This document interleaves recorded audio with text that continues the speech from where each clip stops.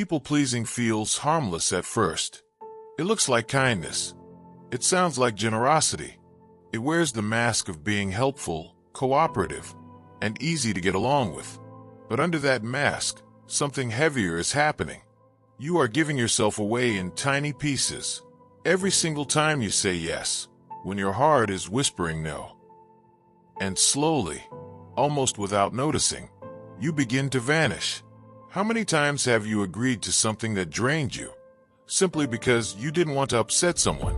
How many times have you swallowed your true opinion because you were afraid of being judged? How many times have you kept quiet, smiled, and nodded, even though inside you felt resistance? This is the hidden cost of people-pleasing. It steals your energy. It dilutes your identity. It convinces you that being liked is more important than being real. But here's the truth. Every time you betray yourself to keep someone else comfortable, you create a quiet resentment inside. And resentment, over time, always leaks out. It leaks into your relationships, into your work, and even into how you see yourself. Think about it. Have you ever caught yourself feeling exhausted, irritated, or bitter, yet you couldn't even explain why? That's the silent aftermath of people-pleasing.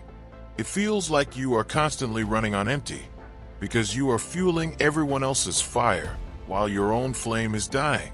And here's the paradox.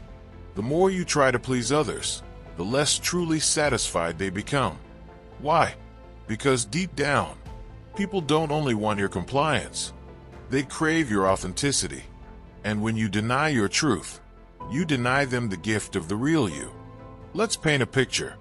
Imagine you are at a restaurant with friends. You want a simple meal, something light, maybe just a salad. But everyone else orders big, heavy plates, and they encourage you to do the same. You don't want to seem difficult. You don't want to stand out. So you smile, close the menu, and say, "I'll have what they're having." On the surface, nothing seems wrong. You've gone along with the group. Everyone smiles, and you feel a small relief. No conflict, no awkward moment.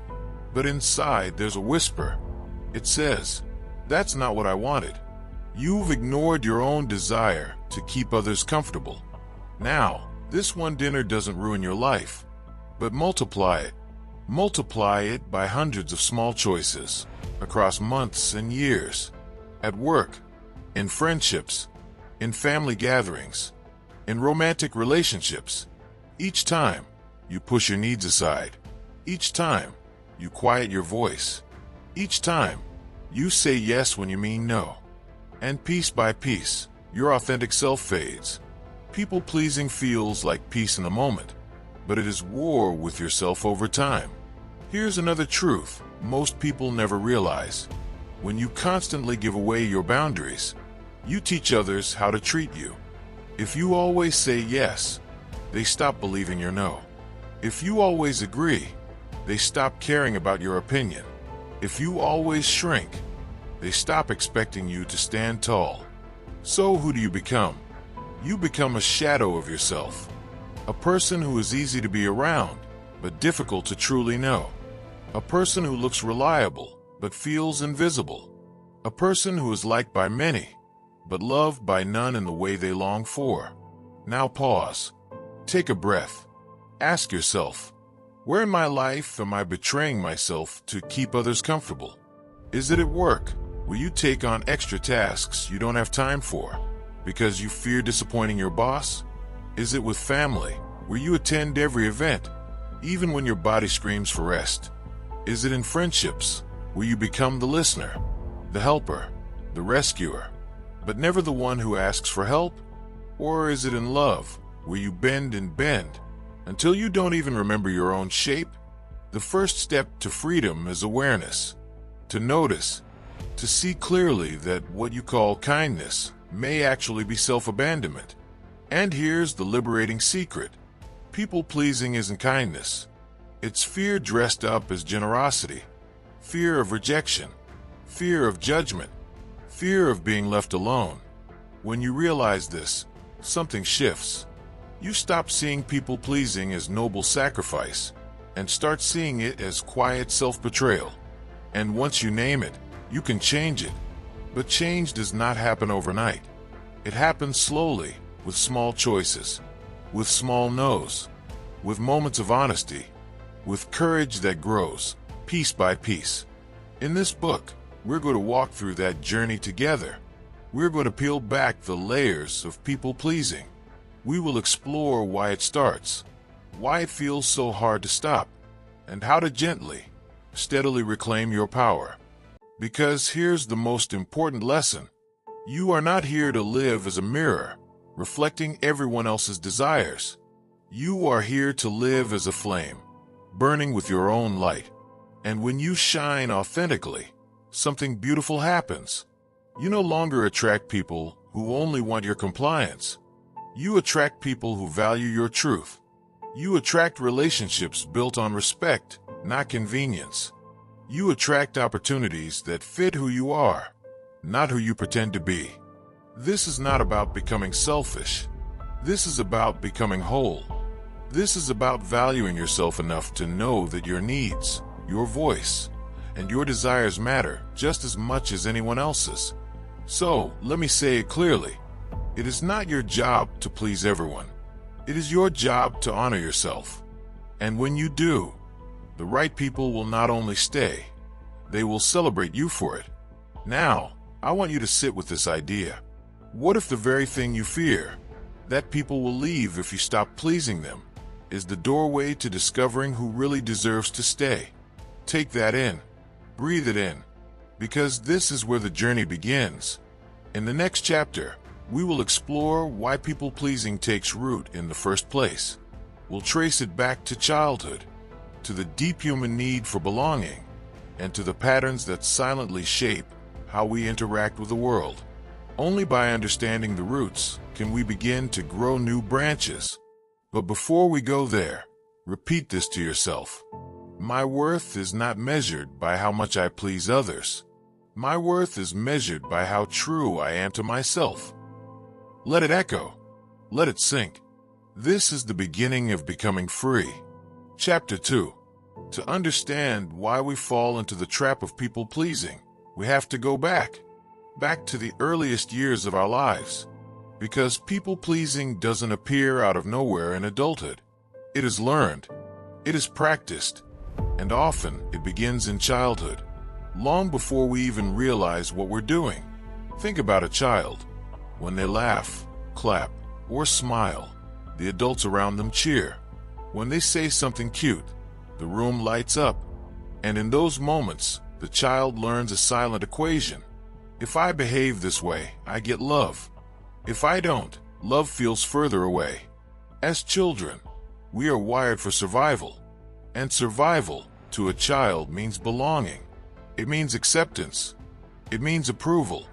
Because without the tribe, without the parents, without the caregivers, survival feels impossible.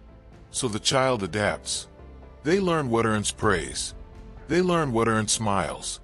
And just as importantly, they learn what causes disapproval, disappointment, or anger. Maybe when you cried, you were told, "Stop being so sensitive." Maybe when you expressed anger, you were scolded. Good kids don't behave like that. Maybe when you disagreed, you were punished, ignored, or shamed.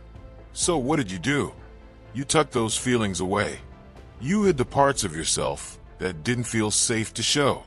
And slowly, you created a mask, a version of yourself designed not to be real, but to be acceptable. This is where people-pleasing is born. It begins as a survival strategy. And it works, at least at first. Because when you suppress your own needs, you avoid conflict. When you smile and nod, you escape punishment. When you go along with others, you stay included. But the problem is, what worked for survival in childhood becomes a prison in adulthood. Let's pause here and reflect.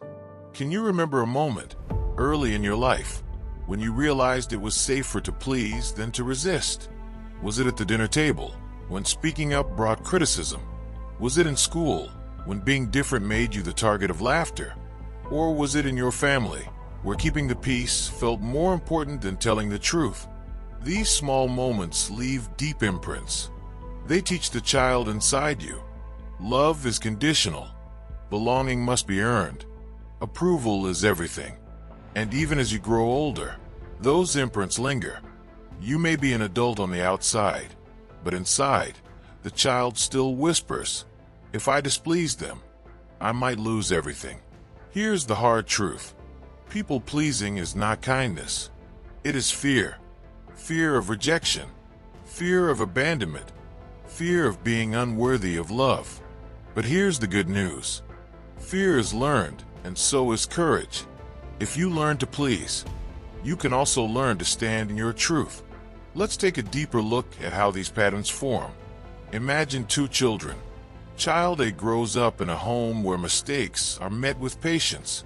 When they spill milk, the parent cleans it up with a smile and says, "That's okay. Accidents happen."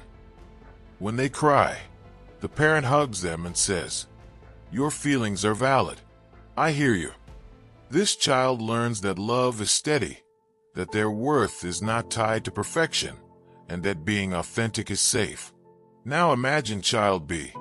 When they spill milk, the parent yells, "Look at the mess you made. Why can't you be careful?" When they cry, they're told, "Stop crying. You're too dramatic." When they express anger, the parent withdraws love. "I don't want to deal with you right now." This child learns that love is fragile, conditional, and must be earned through compliance. Which child is more likely to grow up into an adult who struggles with people-pleasing? The answer is obvious. But here's the twist. Even if you were child B, even if you grew up learning that love is conditional, you are not doomed. You can reparent yourself. You can create new patterns. You can teach yourself that your needs matter, your feelings are valid, and your worth is not dependent on approval.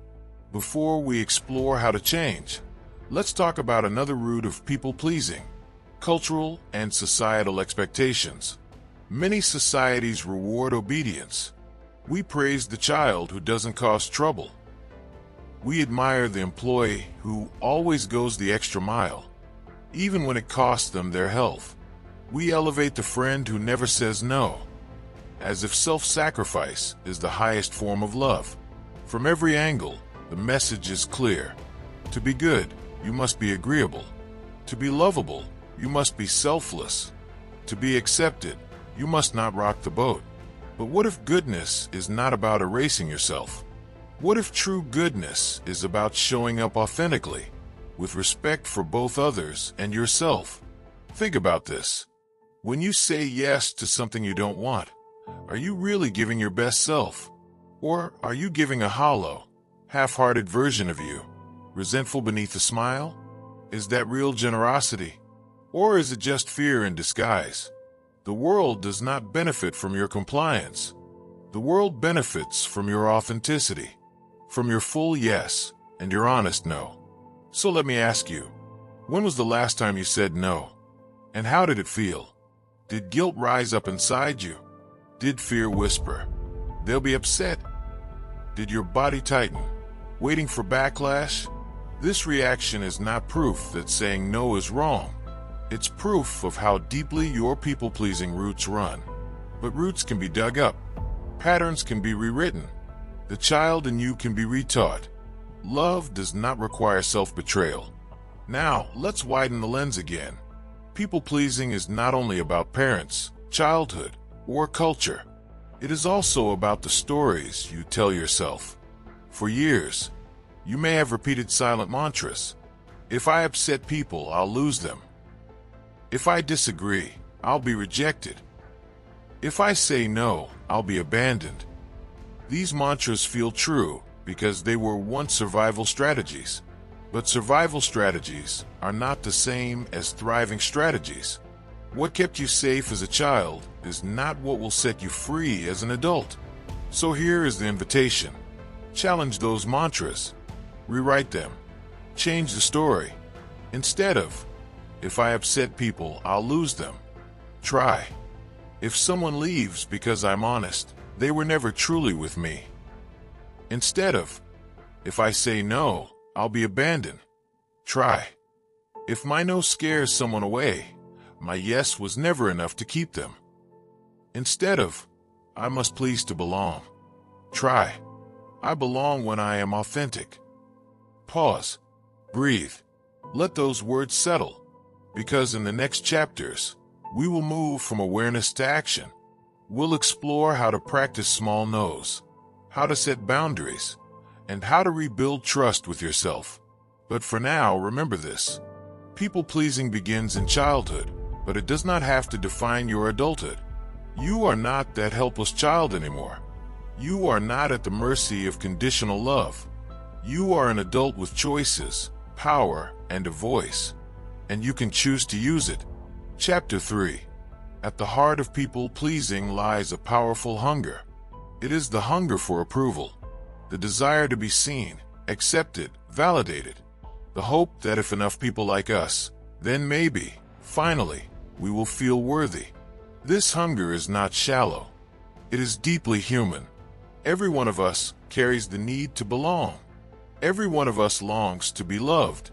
But when that longing turns into dependency, when your sense of worth becomes tied to other people's opinions, approval becomes a prison. Think about it. How many times have you dressed a certain way? Not because you liked it, but because you wanted others to think you looked good. How many times have you posted something online and then checked over and over for likes and comments? How many times have you given a compliment, not because you truly felt it, but because you hoped one would come back to you? This is the illusion of approval. It promises satisfaction. It promises security, but it never delivers. Here's the trap. Approval is addictive. The more you get, the more you crave. And no matter how much you receive, it is never enough. Imagine drinking salt water when you're thirsty. It wets your mouth, but the more you drink, the thirstier you become. That is exactly what chasing approval feels like. It gives a temporary rush, but it cannot truly satisfy. Why? Because approval is external and worth is internal, and no amount of external applause can fill the emptiness inside when you haven't learned to validate yourself. Let me ask you something. Think of a time when someone praised you. Maybe they said, "You did a great job." Maybe they admired your kindness, your talent, your effort. For a moment, you felt good. But how long did it last? An hour? A day? A week? Soon, that feeling faded, and you were left chasing the next dose. This is the cycle of people-pleasing. We perform for approval. We receive it. We feel a short burst of joy, and then the emptiness returns, louder than before. So we perform again, and again, and again, until one day, we realize we've built an entire life not on what we want, but on what we think others want from us. Pause here. Ask yourself, whose approval am I still chasing? Is it a parent who never gave enough praise? Is it peers who once rejected you? Is it society's image of what success should look like? Or is it strangers online whose opinions you value more than your own voice? Here's the truth that few dare to say out loud. Approval is not love. Approval is not belonging. Approval is not freedom. Approval is a mask that others hand you, and it can be taken away at any moment. If your sense of worth is tied to approval, then you are always one disagreement away from collapse, one criticism away from despair, one rejection away from forgetting who you are. Do you see how fragile that is? Do you see how exhausting it becomes? And yet, breaking free is not simple, because approval feels so good in the moment. It feels safe. It feels comforting. It feels like home. But the comfort is false. It is like living in a rented house. You may decorate it. You may sleep in it. But at any moment, the owner can ask you to leave. It is not truly yours. True safety comes when you build your worth on something no one can take away. And that begins with self-approval. Self-approval sounds simple, but for many of us, it feels almost impossible. Why? Because we've spent years outsourcing our worth. We've trained our minds to believe that our reflection exists only in other people's eyes. When you live this way, silence feels terrifying. Being alone feels unbearable, because without other voices affirming you, you no longer know who you are. But here's the shift. When you stop chasing approval, you begin to hear something else. Your own voice. The whisper inside that says, I know what I like. I know what I need. I know who I am. Let me share a story. A young woman grew up constantly praised for being helpful. Every time she served others, she was told, You're so kind, so generous, so selfless. She learned that her value came from giving. So she gave, and gave, and gave, until one day, she realized she was exhausted, empty, and resentful. She looked at her life and asked, If I stop giving, who am I? Will anyone still love me? That question terrified her. So she kept giving, even when it hurt. But one day, after years of this cycle, she reached a breaking point. She realized, I have built my entire identity on other people's approval, and it is killing me. Her healing began the moment she asked herself, what if I could love myself without anyone's permission? What if I could approve of me, even if no one else clapped? This is the turning point, the shift from external to internal validation. The moment you decide that your worth is not up for negotiation. Now, let's be honest. This shift is hard. It feels uncomfortable because the brain has been trained to seek approval like a drug. And when you stop feeding it, withdrawal sets in. You feel guilt. You feel fear. You feel like you're doing something wrong. But you're not. You're breaking free. You're detoxing from the addiction of external validation.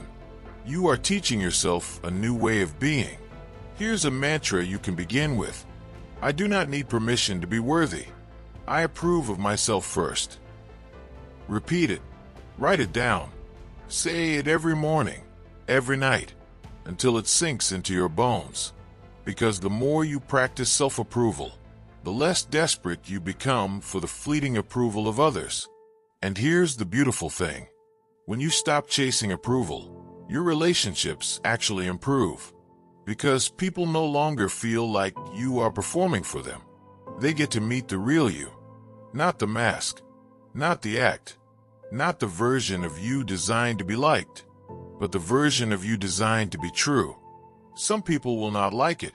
Some people will leave. But that is not a loss. That is a cleansing. Because anyone who cannot love the real you was never truly loving you in the first place. Let that truth settle. Approval is an illusion. It looks like love, but it is not love. Love does not demand performance. Love does not vanish when you say no. Love does not crumble when you show your truth. And so, the next step in this journey is clear. If you want to stop people pleasing, you must stop worshiping approval. You must build your worth on something stronger, something unshakable, something internal. Because here's the paradox. The moment you stop chasing approval is the moment you become more attractive, more magnetic, more powerful. Why? Because authenticity draws people in. It has a gravity, it has a strength, and it cannot be faked. So pause now. Take a deep breath. Whisper to yourself, I am enough without their approval. I am whole without their applause. I approve of me. This is not the end of the journey. It is only the beginning. In the next chapter, we will explore the high cost of saying yes, why every false yes steals from your soul, and how learning to say no is one of the most loving things you can ever do for yourself. But before we move there, remember this. Approval is not the prize. Authenticity is. And when you choose authenticity, you win back your life. Chapter 4.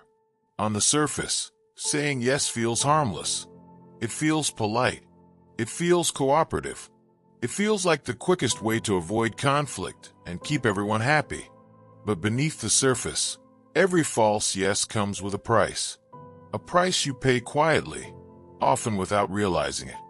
And that price is your energy, your time, your identity.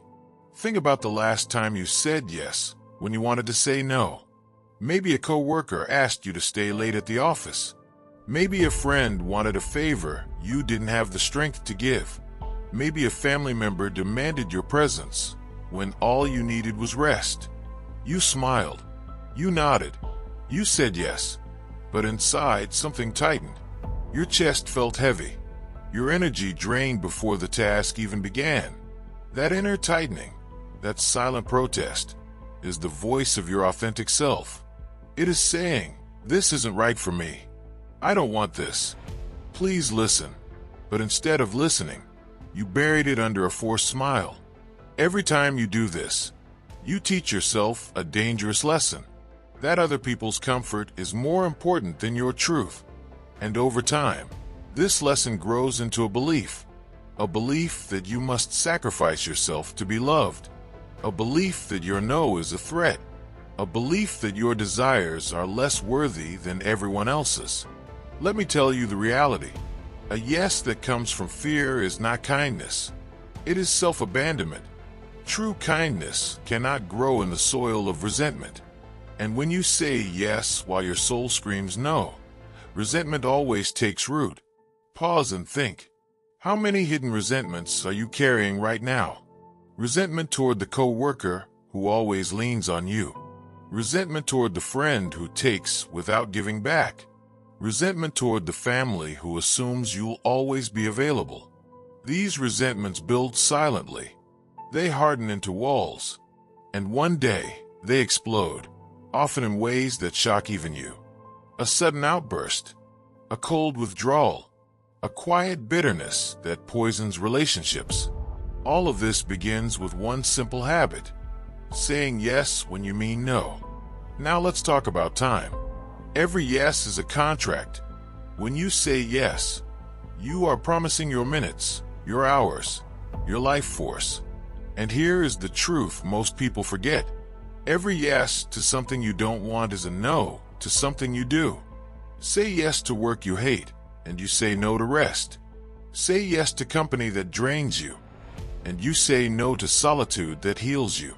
Say yes to obligations that suffocate you, and you say no to opportunities that would fulfill you. Your life is finite. Your energy is finite. And every false yes is a theft from your future. Let's make this practical. Imagine your time as a bank account. Each day, you are given 24 hours. You cannot deposit more. You cannot borrow tomorrow's supply. You can only spend what you have today. Now imagine handing chunks of that precious time away. Not because you wanted to, but because you were afraid to say no. How much of your account is already gone to things that did not matter to you? How much interest have you lost because you invested in everyone else's priorities but ignored your own? This is the hidden bankruptcy of people-pleasing. It drains your account while convincing you that you're being generous. But generosity without boundaries is not generosity. It is self-destruction. And here's something even more sobering. When you constantly say yes to things you don't want, you begin to lose touch with what you do want. Your desires become fuzzy. Your preferences blur. Your identity becomes a shadow. One day someone asks, "What do you like? What do you want?" And you realize you don't even know how to answer, because for so long, your focus has been on pleasing others that you've forgotten the sound of your own voice. But here's the truth. Your no is sacred. Your no is powerful. Your no is the doorway back to yourself. And yet, many of us resist saying no because of guilt. Guilt whispers, "They'll be disappointed." Guilt warns, "You're being selfish." Guilt accuses, "You'll lose their love." But guilt is not a compass of truth. Guilt is the echo of old conditioning. It is the child in you still afraid of rejection.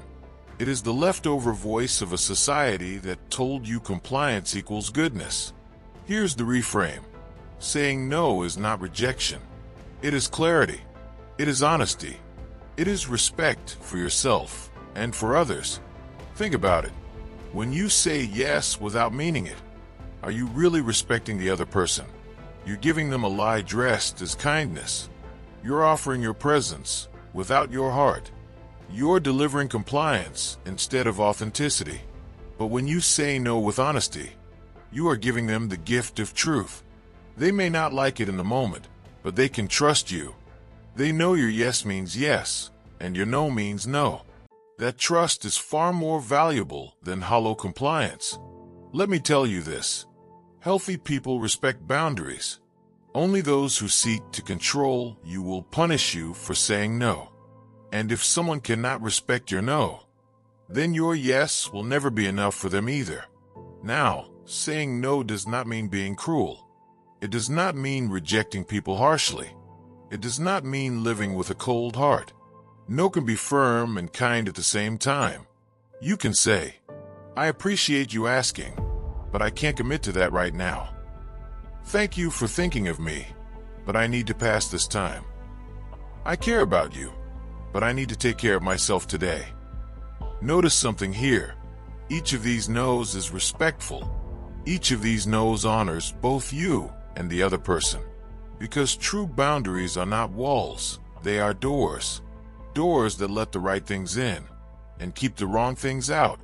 Here's a mantra to remember. Every no I give to others is a yes I give to myself. Say it again. Let it sink in. Every no I give to others is a yes I give to myself. Because every time you say no to what drains you, you are saying yes to what nourishes you. You are saying yes to rest, yes to creativity, yes to peace, yes to authenticity. This is the shift. To move from a life of hollow yes to a life of wholehearted yes. A life where your yes carries weight because it is rare, true, and real. So here is the challenge.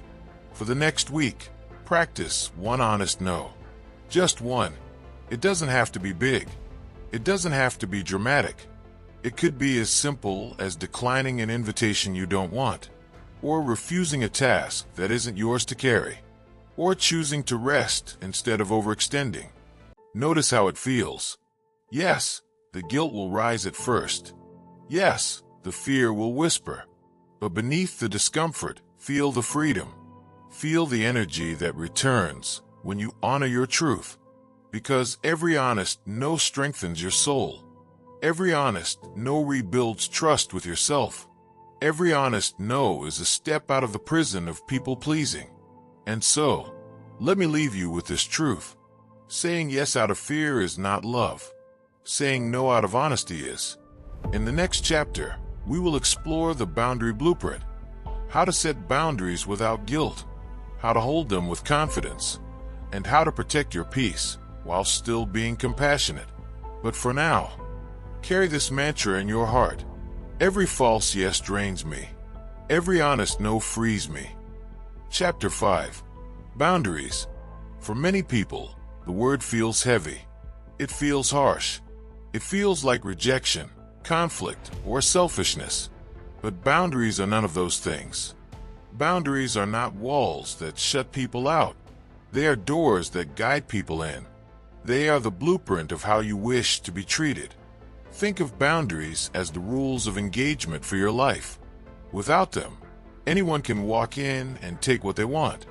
With them, people know where they stand, and so do you. Here's the truth. Boundaries are not about controlling others. They are about protecting your peace. They are not about punishment. They are about clarity. And clarity is kindness. Let me ask you, when was the last time you felt drained because someone crossed a line with you? Maybe they demanded too much of your time. Maybe they spoke to you in a way that left you small. Maybe they expected you to be available on demand, no matter what. And you let it happen. Not because you wanted to, but because you didn't know how to stop it. That feeling, that exhaustion, that quiet frustration is the absence of boundaries. Here's the irony. Many people believe that saying nothing keeps the peace. But silence is not peace. Silence is surrender. Silence is agreement to something your soul doesn't want. And over time, silence breeds resentment. Resentment builds distance, and distance destroys connection. So let's flip the script. Boundaries are not selfish. Boundaries are the foundation of healthy relationships, because without them, there can be no trust. Think of your closest relationships. Would you really want someone to say yes to you if they meant no? Would you want their smile if it was hiding bitterness? Would you want their company if they resented being there? Of course not. You would rather have honesty, even if it stings, even if it means hearing no. That's what boundaries give us, honesty. They strip away pretense and reveal the truth. Now let's get practical. How do you build boundaries without guilt? How do you create a blueprint that others can follow? Step 1. Identify your limits. What drains you? What depletes you? What behaviors make you feel small, unseen, or disrespected? Your discomfort is a compass. Every time your body tenses, every time resentment rises, that is a signal. Here is where a boundary is needed. Step 2. Define your needs. Boundaries are not just about what you don't want. They are about what you do want. Do you need quiet time at the end of the day? Do you need respect when you speak? Do you need space for your passions, your rest, your growth? Your needs are not luxuries. They are essentials. Step 3. Communicate with clarity. A boundary unspoken is not a boundary. It is only a wish. And wishes unspoken turn into disappointment. Clarity means speaking simply, without over-explaining or apologizing. It means saying, I can't take calls after 9 p.m. Not, I'm so sorry. I hope this doesn't upset you. I know you're busy, but maybe could you? Do you feel the difference? One is shaky, one is solid. Boundaries need solidity. Step 4. Hold the line.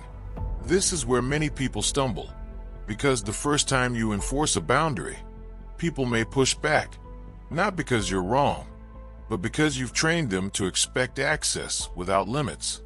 And here's the truth. Every time you set a new boundary, you teach others how to recalibrate. Some will adjust, some will respect you more, and some will resist, criticize, or even leave. This is the test, and this is the freedom, because boundaries act like a filter. They reveal who respects you and who only uses you. They reveal who loves the real you and who only loves your compliance. Step 5. Release the guilt. This may be the hardest step, because guilt will rise like a storm when you first begin. It will whisper, you're being selfish. It will scream, you're pushing people away. But remember this, guilt is not truth. Guilt is conditioning. It is the echo of all the times you were told to put others first. Here's a mantra to fight the guilt. Boundaries are not cruelty. Boundaries are care. Care for myself and care for others. Because when you set boundaries, you are protecting your energy. And when your energy is protected, you show up with more love, more presence, more authenticity. Let's imagine two versions of you. Version 1, you never say no. You let everyone demand your time, your energy, your attention. You are exhausted, bitter, running on fumes. Version 2, you protect your space. You know your limits. You say yes when you mean yes and no when you mean no. You are rested, clear, and grounded. Which version of you will give more love to the world? Which version of you will build healthier, stronger relationships? The answer is obvious. So boundaries are not rejection. They are preservation. They are the container that allows love to flow freely without resentment poisoning the water. Now let's talk about the different types of boundaries. There are physical boundaries. These protect your body, your space, your personal environment. Saying, I don't like being hugged without permission, is a physical boundary. Saying, please don't touch my things, is a physical boundary. There are emotional boundaries. These protect your inner world. Saying, I am not available to listen to gossip, is an emotional boundary. Saying, I can't take responsibility for your feelings is an emotional boundary. There are time boundaries. These protect your hours, your priorities, your schedule. Saying, I can only meet for 30 minutes is a time boundary. Saying, I don't work on weekends is a time boundary. There are energetic boundaries. These protect your life force, your mental space. Saying, I need time alone to recharge is an energetic boundary. Saying, I can't attend every event is an energetic boundary. And finally, there are conversational boundaries. These protect the topics you are willing to engage in. Saying, I'm not comfortable discussing politics right now is a conversational boundary. Saying, I don't want to talk about my relationship is a conversational boundary. Each of these boundaries serves one purpose: to protect your peace. So ask yourself, which of these boundaries do I need most right now? Which area of my life feels most drained? Which line must I draw to reclaim myself? Remember, boundaries are not built in a day. They are practiced, refined, and strengthened over time. The first no is the hardest. The second is easier. And soon, saying no feels as natural as saying yes. So let me leave you with this thought. Boundaries are not about keeping people out. They are about letting the right people in. Because the ones who respect your boundaries are the ones who respect you. And those who leave because of your boundaries, they were never meant to stay. In the next chapter, we will explore the guilt trap, why guilt shows up when you begin to choose yourself, and how to move through it without backtracking into old patterns. But before we go there, hold this mantra close. Boundaries are love in action. They protect me, and they protect the relationships that matter most. Chapter 6. Guilt. That heavy knot in your stomach, that tightness in your chest, that whisper in your mind that says, you're doing something wrong. If you've spent years, maybe decades, saying yes when you meant no, if you've built your identity around keeping others comfortable, then guilt will be the first and loudest emotion you feel when you begin to change. Why? Because guilt is not always about right or wrong. Guilt is about expectation. When you've been conditioned to believe that your job is to please others, then pleasing yourself feels like betrayal. When you've been taught that saying no makes you selfish, then honoring your boundaries feels cruel. When you've been told your worth depends on how much you give, then keeping something for yourself feels wrong. But here's the truth. Guilt is not a moral compass. It is a reflection of old programming. And like all programming, it can be rewritten. Let's pause here and really think. The last time you said no to someone, what rose up inside you? Was it freedom? Or was it guilt? And if it was guilt, what was the guilt really saying? Most of the time, guilt says, you're breaking the rules. But whose rules? Not universal rules. Not laws of nature. The rules of your family. The rules of your culture. The rules of the unspoken agreements you've carried for years. And here is the question that unlocks the trap. Who wrote those rules? And do you still want to live by them? If the rules say you must exhaust yourself to be loved, are they rules worth keeping? If the rules say you must betray your truth to keep the peace, do those rules honor you? If the rules say your worth depends on endless giving, do those rules allow you to live fully? The guilt trap is powerful because it disguises itself as morality. It whispers, you're a bad person if you put yourself first. But that whisper is not morality. It is manipulation. It is fear disguised as virtue. And yet, guilt feels so real. It feels so heavy. It feels like proof that you've done something wrong. So here's what you must remember. The presence of guilt does not equal the presence of wrongdoing. The presence of guilt only means you are breaking old patterns. Let me give you an example. Imagine a woman who has always been the caretaker in her family. She says yes to every request. She cancels her plans when others need her. She sacrifices her rest, her dreams, her peace. because that's what she was taught love means. One day, she decides to change. She begins to say no. She sets limits. She takes time for herself. And almost immediately, the guilt floods in. Her mind screams, "You're abandoning them. You're selfish. You're wrong." But what's really happening? She's not abandoning anyone. She's not selfish. She's not wrong. She's simply rewriting the rules. And guilt shows up because the old rules are dying. This is the truth about the guilt trap. The louder the guilt, the deeper the conditioning. And the deeper the conditioning, the greater the freedom on the other side. So how do you escape the trap? First, you name it. You say to yourself, "This is guilt. This is conditioning. This is not truth." Naming separates you from it. It reminds you that guilt is a visitor, not your identity. Second, you sit with it. Most people run from guilt. They backtrack. They give in. They say yes again just to make the discomfort stop. But if you can sit with guilt, if you can breathe through it, allow it to be there, and not obey it, you will discover something powerful.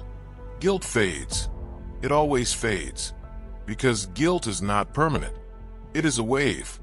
And if you can ride the wave without giving in, it will pass, and freedom will remain. Third, you reframe it. Instead of saying, "I feel guilty, so I must be wrong," begin saying, "I feel guilty, so I must be growing." Do you feel the difference? One keeps you trapped. The other transforms guilt into evidence of progress. Every time you feel guilt for honoring your truth, that's proof that you're rewriting the script of your life.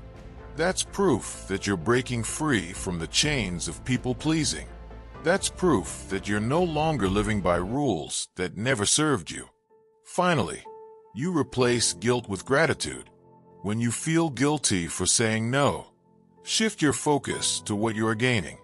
Maybe it's rest. Maybe it's time. Maybe it's energy for the things that truly matter. Whisper to yourself, "Thank you, guilt, for showing me I am growing. Thank you for reminding me that I am choosing myself." Now, let's address something important. Sometimes, when you start setting boundaries, other people will try to use guilt against you. They will say, "After everything I've done for you." They will sigh, frown, or withdraw love. They will attempt to pull you back into the old cycle. Here's the truth. Anyone who uses guilt to control you is not loving you. They are manipulating you. And manipulation dressed as love is not love at all. Love does not demand your self-betrayal. Love does not require your exhaustion. Love does not punish your authenticity. So when someone tries to guilt you, pause and ask, if my no threatens this relationship, was this relationship built on love or on control? The answer will tell you everything. Now, here's a mantra to carry with you. My guilt is not a sign of wrongdoing. It is a sign of growth. Say it again. My guilt is not a sign of wrongdoing. It is a sign of growth. Because the truth is this. Growth always feels uncomfortable. Change always stirs resistance. But discomfort is not danger. It is evidence of transformation. And every time you choose to move through guilt instead of obeying it, you strengthen your freedom. So let me ask you now, what would your life look like if guilt no longer ruled you? What would you do differently if you stopped mistaking guilt for truth? Who could you become if you no longer bowed to the weight of other people's expectations? The answer is clear. You would become free. And that is what this journey is leading you to, freedom. In the next chapter, we'll explore the power of authenticity. Why being your true self is not only your greatest act of courage, but also the greatest gift you can give the world. But before we move forward, let this truth anchor in your heart. Guilt is not proof of failure. Guilt is proof of growth. And I will not let guilt decide my life. Chapter 7. At the core of every human being lies a simple truth. You were not born to be a copy. You were not born to be a shadow. You were not born to exist only as an echo of what others expect from you. You were born to be you, fully, honestly, unapologetically. And yet, so many of us spend years hiding behind masks. We were the mask of the agreeable employee, the mask of the perfect friend, the mask of the dutiful child, the mask of the always available partner. Each mask feels safe. Each mask wins approval. Each mask keeps us accepted. But behind every mask, the true self grows smaller. The voice within becomes faint. The colors of your soul fade into gray. This is the tragedy of people-pleasing. It trades authenticity for acceptance. And the price is always too high. Because authenticity is not just about you. Authenticity is your gift to the world. Think of the people you admire most. The ones whose presence lights you up. The ones whose words move you. The ones whose lives inspire you. Are they perfect? No. Are they agreeable at all times? No. Are they always approved of by everyone? Certainly not. What makes them powerful is their authenticity. Their willingness to show up as themselves, even when it costs them approval. Their courage to be real in a world full of masks. This is the power of authenticity. It liberates you, and it liberates others. When you live authentically, you give silent permission for others to do the same. Your honesty becomes contagious. Your truth becomes magnetic. Your presence becomes a safe space where others no longer have to perform. Let's pause and ask, what does authenticity mean? Authenticity is alignment. It is when your words match your feelings, when your actions match your values, when your outside matches your inside. It is when you stop splitting yourself into pieces. One piece for work, one piece for family, one piece for friends, and you show up whole, wherever you are. But authenticity is not easy, because the moment you choose it, you risk disapproval. You risk rejection. You risk being misunderstood. And that risk terrifies the people-pleaser inside you. But here's the paradox. The more you chase approval, the more invisible you become. The more you risk authenticity, the more visible you become. So the question is not, will they like me if I'm real? The question is, will I like myself if I'm not? Let that sink in, because at the end of your life, it won't matter how many people approved of you. It will matter whether you live true to yourself.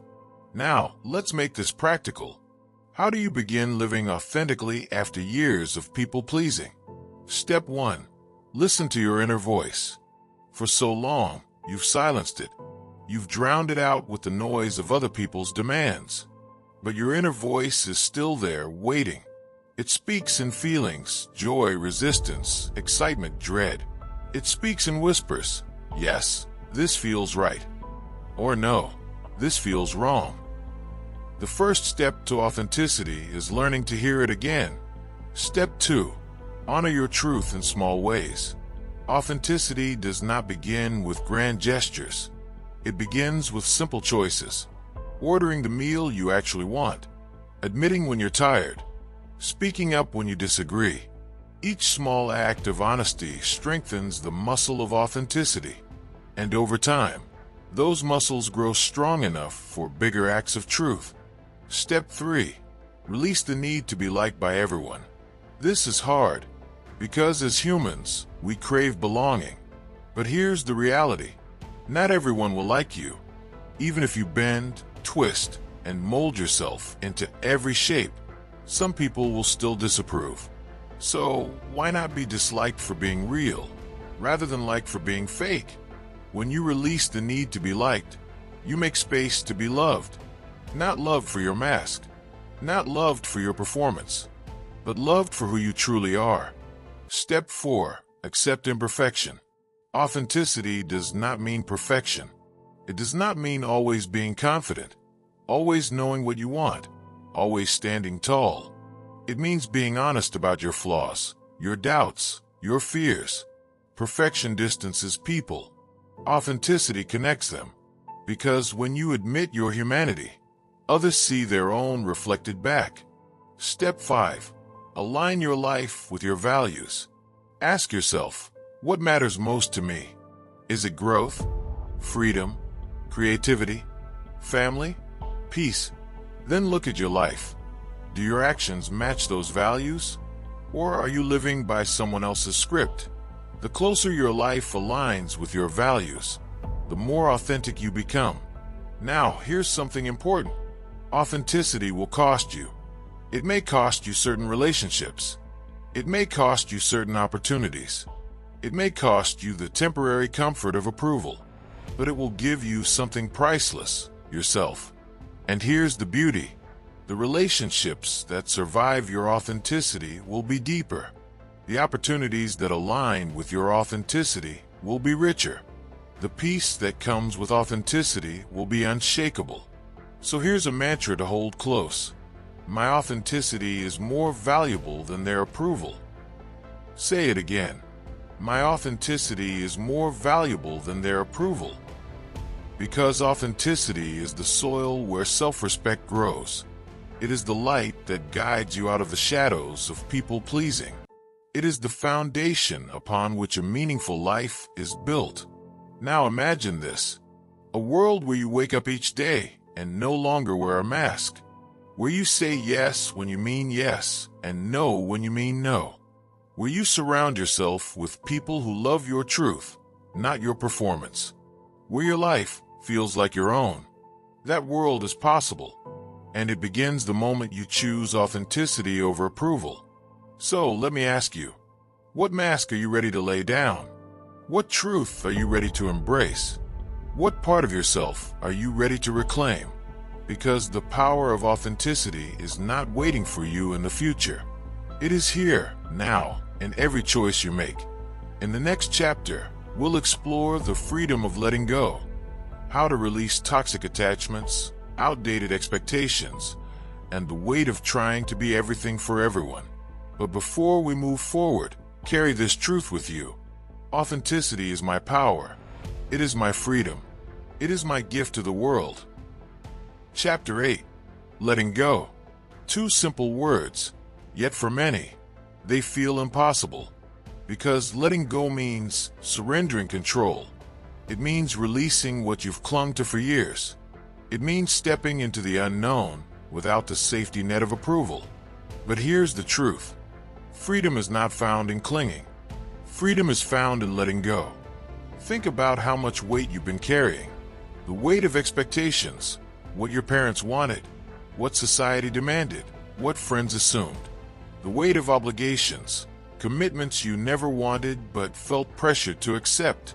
The weight of perfection, the endless striving to be enough in everyone's eyes. No wonder you're tired. No wonder your spirit feels heavy. No wonder peace has felt so distant. But here is the beautiful truth. You don't have to carry it anymore. The moment you choose to let go, you create space. Space for rest. Space for peace. Space for your authentic self to breathe again. Letting go does not mean giving up. It does not mean you stop caring. It does not mean you become cold or detached. Letting go means refusing to grip what was never yours to hold. It means releasing the illusion that you can keep everyone happy. It means stepping out of the endless cycle of proving, pleasing, and performing. Because the truth is, no matter how hard you try, you cannot control how others see you. You cannot control their opinions. You cannot control their reactions. You cannot control whether they approve, applaud, or reject. And the harder you try, the more trapped you become. So what happens when you let go? When you release the weight of their expectations, when you stop fighting for their constant approval, you discover lightness. You discover freedom. You discover the joy of living on your own terms. Imagine walking through life with open hands instead of clenched fists.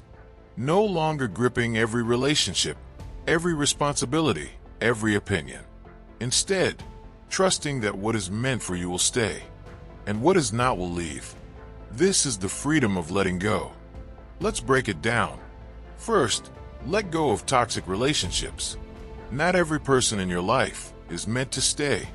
Some were lessons, not lifelong companions. If someone only values you when you are convenient, if they punish you for your no, if they cannot respect your truth, then letting go is not cruelty. It is clarity. Second, let go of outdated expectations. Maybe you were raised to believe that your worth depends on sacrifice. Maybe you were told that good children, good partners, good friends always put themselves last. Maybe you learned that love must be earned through exhaustion, but those expectations are lies, and letting them go is not betrayal. It is liberation. Third, let go of the perfection trap. You do not need to be flawless to be worthy. You do not need to meet every demand to deserve love. You do not need to have it all together to be enough. Letting go of perfection means embracing your humanity. It means showing up messy, honest, real. It means giving yourself permission to rest, to fail, to try again. Fourth, let go of control. Not everything is yours to fix. Not every problem is yours to solve. Not every emotion is yours to carry. The people around you have their own paths, their own choices, their own responsibilities. You cannot live their lives for them, and they cannot live yours. When you let go of control, you return to your lane. You conserve your energy for the things that truly matter. You release the burden of carrying what was never yours to bear. Finally, let go of the old version of yourself, the version who always said yes, the version who lived for approval, the version who hid behind masks, the version who confused self-betrayal with kindness. Thank that version, because they were doing their best with what they knew. They were trying to keep you safe, to keep you loved, but you have outgrown them. It's time to step into the new you, the you who knows your worth, the you who speaks your truth, the you who honors your boundaries, the you who chooses authenticity over approval. That is the freedom of letting go. It clears the path for your true self to finally emerge. Now, let's imagine your future. You wake up one morning. The heaviness is gone. Your chest feels light. Your mind is clear. You move through the day with confidence, saying yes only when you mean it, saying no without guilt. You surround yourself with people who honor your truth. You pursue work that aligns with your values. You rest without apology. You love without resentment. This is not a dream. This is not a fantasy. This is the life that becomes possible when you stop people-pleasing and step into your authenticity. And yes, the journey will be uncomfortable at times. Yes, the guilt will rise. Yes, others may resist. But remember this: every moment of discomfort is temporary. Every wave of guilt is a sign of growth. Every step into authenticity brings you closer to freedom. So let me ask you, as we close this journey together, what are you ready to let go of? Whose approval are you ready to release? What masks are you ready to set down? What heavy weights are you ready to drop, once and for all? Because your freedom does not wait in the future. It is here, now, in your choice to let go. So breathe deep, open your hands, release the weight, and step boldly into the life that is yours to live.